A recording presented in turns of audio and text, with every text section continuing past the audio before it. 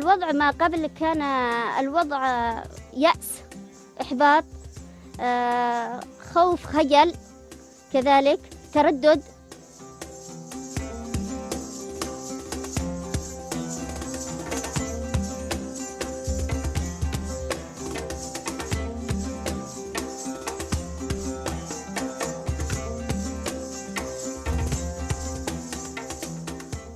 اسمي إيمان غالب هادي الحملي، مديرة محطة مشروع صديقات البيئة للطاقة الشمسية.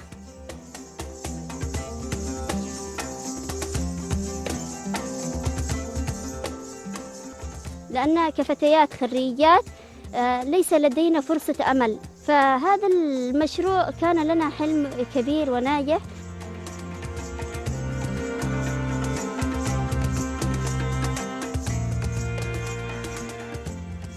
بعد تثبيت القواعد الحديدية قمنا بتوصيلها من الألواح إلى البطاريات مع بعض وتوصيلها إلى المنازل. في من تقوم بمهام كفنية، تقوم بقراءة العدادات وكذلك والمنظمات. فيه من تقوم بتنظيف البطاريات، في منهم من تقوم بتنظيف الألواح.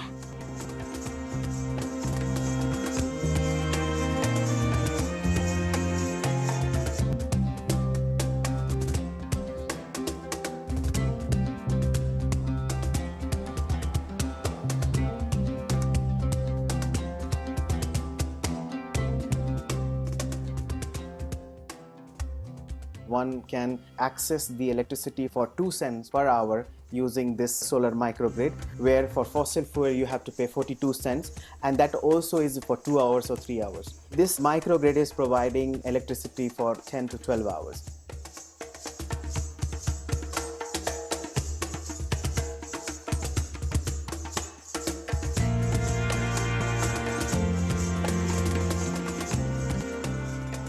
لكن فيما بعد هذا المشروع اعتماد على النفس، الثقة، كذلك عندنا طموح أكبر مما كان قبل.